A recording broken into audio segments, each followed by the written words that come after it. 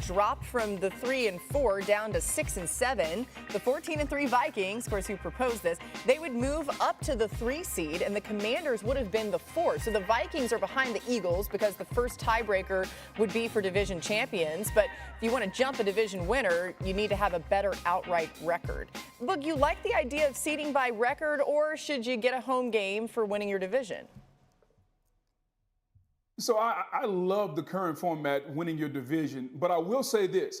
If you're going to go to this new format, then get rid of divisions altogether. It's very similar, Laura, to in college football, like when you have these conferences, the SEC East and the West. Get rid of the East and the West and just go 1-16. I think if you're the NFL and you want to seed by record, then get rid of divisions, do away with them, and let's figure out a way to do it that way. If you're not going to do that, I like the idea of the way it is. You have divisions. NFL teams build their team to win their division, because if you win your division, you're guaranteed a spot in the playoffs and a home playoff game. So I like it the way it is. Yeah, okay, now I'm going to sound a little bit like Mr. Get Off My Lawn guy and like preserve the tradition of the NFL. And look, I agree. I don't want to get rid of the divisions in football. Let's keep them the way they are. Those rivalries are something that fans rally behind. That's something that teams they look forward to playing rivals. Rivalries are good for sports. And look, I am someone who believes that, look, I would like to see teams with the best records kind of like be rewarded and not have, teams that have better records than division winners have to go on the road. But I don't know if you can have both. I don't know if you can have divisions and have division winners be rewarded for winning their division while at the same time penalizing them if their record isn't better than another team that didn't win their division. So, look, what does that lead me to? Just leave it the way it is, man. There's nothing wrong with the way the NFL is being run right now. And sometimes I think people get a little bit bored and start going, hey, why don't we just try changing this and changing that? It's cool. Just leave it the way it is right now. All right, they weren't bored. They were unhappy how the seeding unfolded, and they felt that they played too hard of a team. The Detroit Lions proposed 2 rule changes. Like we can see the Lions, a proposal that would eliminate the automatic first down that comes with an illegal contact or defensive holding penalty submitted by the Lions, who led the league last season with 11 flags for defensive holding. Surprise, surprise. And then the other rule that they submitted in terms of the seeding would have given them potentially more favorable playoff matchup. Kind of interesting. But yeah,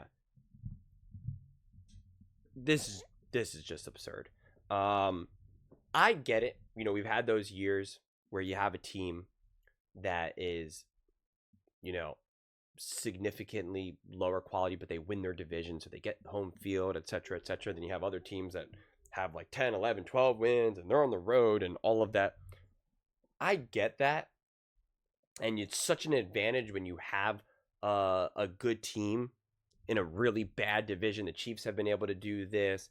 The Patriots were able to do it for a while, back with Tom Brady and whatnot. And it is a major advantage, right? If you have a couple great teams, like think about if we put just take it to the extreme.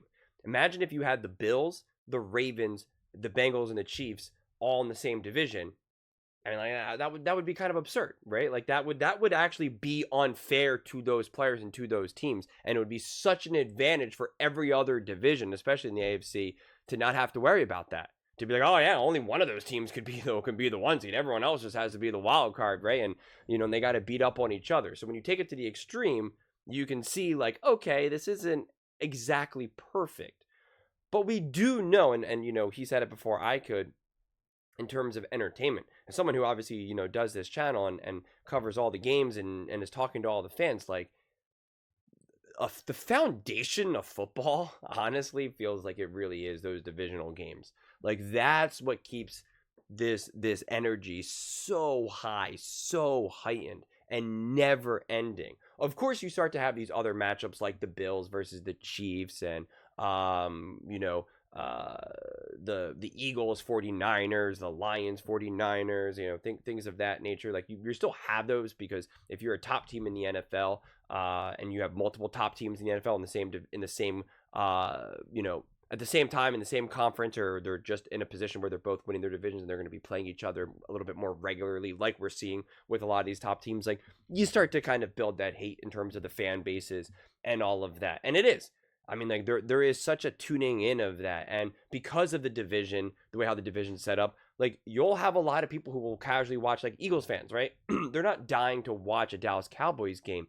But if there's a Sunday night game and the Cowboys are playing, they're mostly watching that game and rooting against the Dallas Cowboys. Like that's part of the entertainment, is rooting against a team. You're watching the Cowboys play the Bears or something. You might not care about the Bears at all, but you're rooting for the Bears that game. If you're an Eagles fan or a Giants fan, like you're rooting for the Bears, you know, and you practically become a Bears fan for that game. If you take away the division, doesn't matter. Like you're still going to have some lingering hatred. You also have a lot of hatred because, you know, those teams have, you know, been such rivals for so long, but after a while that'll slowly fade. And once you also get a new generation of fans, and the older ones just, you know, move on to the great beyond, it just goes away. So it's kind of an absurd rule. If you were talking about from an aspect of perfect fairness, then yeah, you would have no divisions. But also the way how they figure out how to do the scheduling would also be significantly more fair. And you wouldn't have this disconnect of some teams play more primetime games, some teams play more Sunday night games, Monday night, Thursday night. Like you would also have everyone, you know what's also really fair? That everyone just plays in a dome.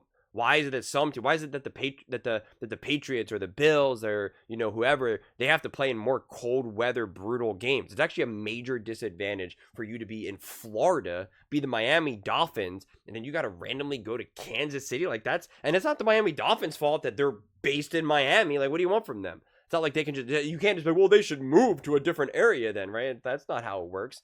So if we want to talk about like what's actually kind of fair, well, first off, there shouldn't be a mix match of like, sometimes we play on turf, sometimes we play on grass. You know, this division has 3 dome teams, this division has no dome teams. You know, the Texans, the Cowboys get to choose when they want to close the blinds or have it open or close. Like, no, like all of that stuff would be standardized, all of it. So if you really cared about the true fairness of the NFL and what ultimately bred to the most equal level of competition and equalized all of this, everybody would play inside, everybody would play on the exact same style of turf, everybody would be the same, the stadiums would be the same size. Essentially, you would want to equalize that. Everybody would have the exact same time games in terms of like how many games that you play at, 1 versus 4, or wherever you live. Sunday night, everybody would have the exact same number of primetime games. Like everything would have to be equalized, everything. So, and it sounds, people could be like, well, that's so extreme. Well, that's what you're proposing this change for, is to try to get like more, fair seating. But it's just like, okay, in what world is it that fair that a team like the Dallas Cowboys or the Eagles, for that matter, like their division, like they have to essentially travel cross country, when you have some of these other divisions like the Bengals, the Ravens, and the Browns, and the Steelers, they're all within like a minute away from each other. Where's the traveling there? So it's just, we can play that game all we want.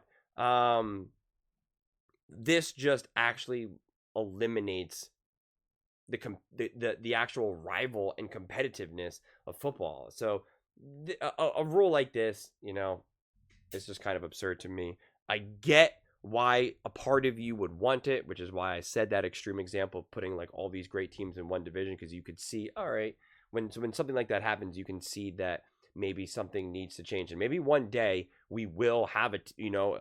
That's the way how a division will unfold, and it will be a bummer. Honestly, it really would be.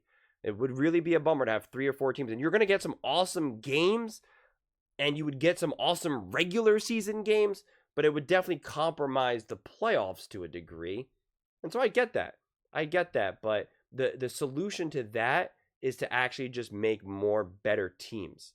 Facilitate an NFL where we don't have teams like the Jacksonville Jaguars, the Carolina Panthers, the New York Jets, where we don't have these poverty franchises who are just awful year after year after year after year after year. And changing the division doesn't fix that.